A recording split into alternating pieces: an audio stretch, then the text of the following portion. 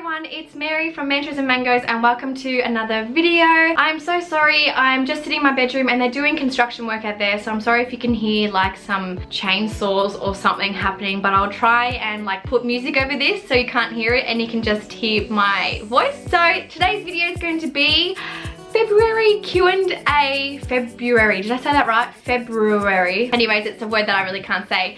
I put a photo up about 5 days ago on my Instagram. If you haven't checked that out yet, go follow me. The link is here. And I just asked you guys like what questions you want to ask me. It can be anything, and yeah, today I'm just going to answer them. It's going to be in no particular order or theme. If it is a question that I get asked a lot, as in like a frequently asked question, I will do a separate video on it. Let's begin February Q&A. Hey! Alright, so first question is from Lunali.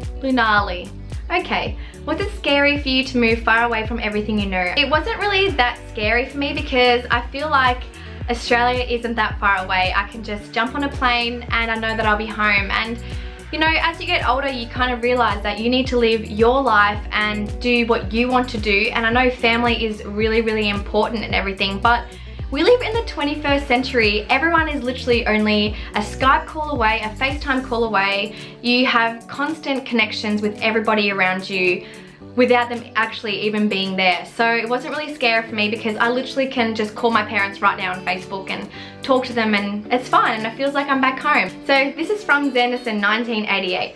What are your thoughts on food combining, like having certain fruits together or with foods that may cause bloating and upset stomach? Do you worry about that or you don't seem to be affected? So I don't really care or give a fuck about food combining. I used to be so anal about it and be like, oh my god, I can't have this piece of fruit with that fruit, or I can't eat that after that, or cooked before raw or something. Like seriously, I felt like the stress of worrying about that was worse for me than actually eating what I wanted to eat. So now I just know that if I eat certain fruits together, I feel a bit crap, so I won't do it again. It's literally doing what works for you. If you can eat dates with oranges, go ahead and do it. And if you want to have, you know, porridge and then have a piece of fruit after it, or have some bread with some fruit after it, it's not going to affect you. How many years of your life have you been doing that and you haven't really had any problems with it? It's because when people start thinking about it, I think that's when it causes the problem. So I just know what foods work with what, and it's all about just listening to your body, and it's also common sense. So yeah, I don't have any problems with it anymore. This is from Alex Laidler. Tips for being able to stomach enough food. I can sometimes find it difficult to eat enough. So this is what happens when you come from a restrictive past, that you find it difficult to consume the right amount of calories because you literally cannot eat that much because your stomach has shrunk so small, or you know, you still have that kind of mindset of not wanting to eat. So my advice would be have smaller meals throughout the day and keep track of your calories if you are just starting out on, you know, a vegan diet and you want to make sure that you're eating enough, and because you want to gain weight or whatever kind of reasons, or heal from, you know, metabolic damage or get your period back. I think it's really important for you to just, and that's what I found really helped for me. And I still enjoy eating like 4 to 5 to 6 smaller meals and having like 3 large meals, because I'm like, oh, I feel so crap after it. And I remember doing that when I was raw till 4 and it just was not working. I would feel shit for so long after it. So that is my #1 tip, smaller meals throughout the day. This is from Mama Tilde. If you were an animal, which one would you be? And you're so inspiring and beautiful, Mary. Lots of love. Oh, thank you so much. I would be a bird because I feel like I could just fly, or a horse because I feel like a horse is my spirit animal. This is from Ethical Eva. Where do you see yourself in 10 years? I have absolutely no idea because I don't try to live too much in the future because it freaks me out and I get all like overwhelmed.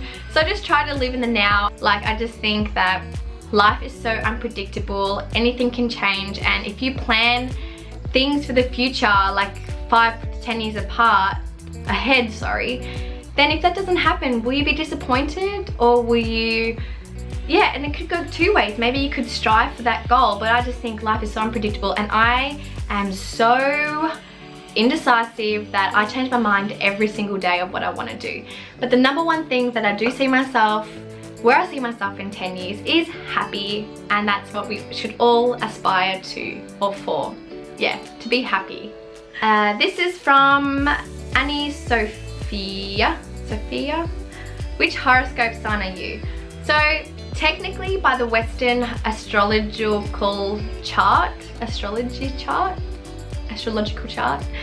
I'm a Capricorn, but I actually had my, my birth chart read by an astrologer in India, and he said I'm technically a Sagittarius because horoscopes in the Western world are not accurate, because over the years planets and moons and stars all change. So the ones that that were set back then are no longer, if that makes sense. So technically, yeah, I'm a Sagittarius, and I'm 100% a Sagittarius. I have a few traits of Capricorn, but yeah, not really. This is from Pinge. What are your thoughts on wearing or using non-vegan items that one might have from before they went vegan, or buying those things from secondhand shops, flea markets, where the profits won't go towards making more? In regards to buying things from flea markets, I think that's perfectly fine, because the damage, you're not actually contributing to that. Like if you want to buy a woolen jumper in a really cold country, then I think it's fine if you buy it secondhand, because you're not actually contributing to that.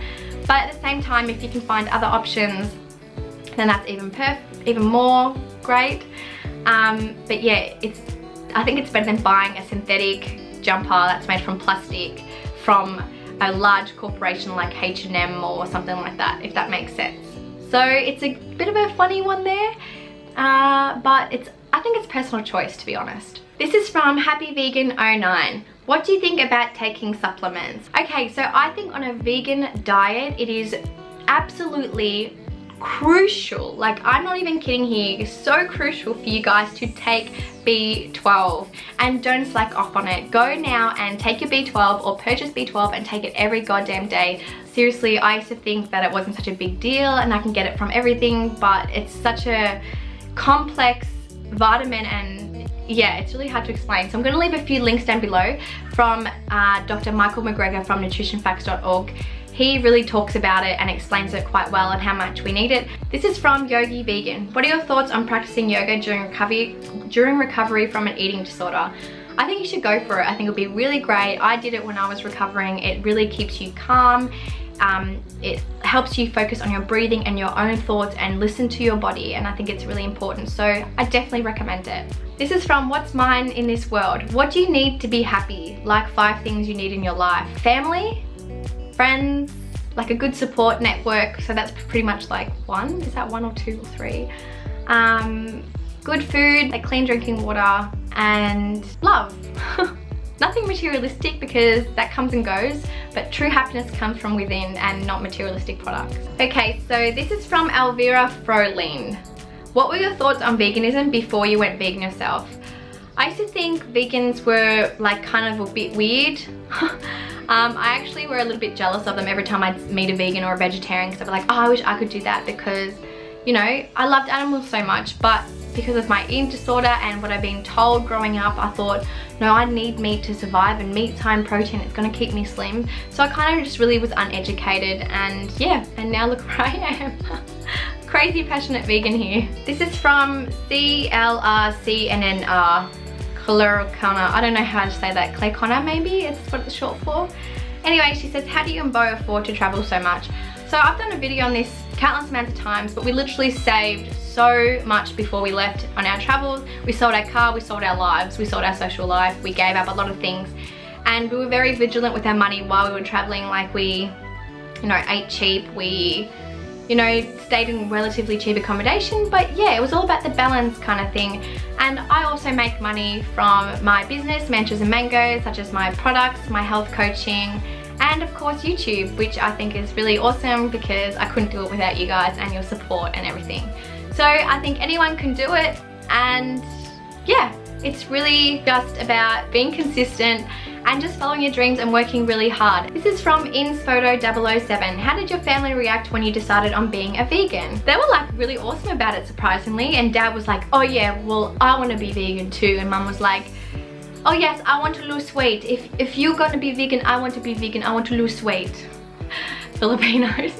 And yeah, Dad was pretty cool about it, and they're still like both pretty much vegetarian. I think dad eats like eggs every now and then and has some fish, but he's 75 years old. It's pretty hard to change someone like that, but I'm pretty glad that he's given up majority of a terrible diet. And this is from Diddy's Days.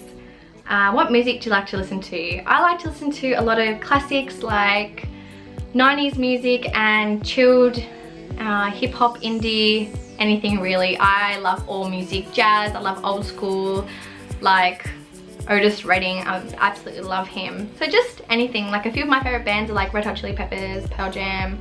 I love Ashkia, who's a recent indie kind of artist.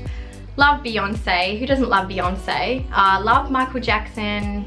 And yeah, just a variety of things. So yeah, I think that's it for now. I'm gonna wrap it up there because yeah, I've just gone through majority of the questions.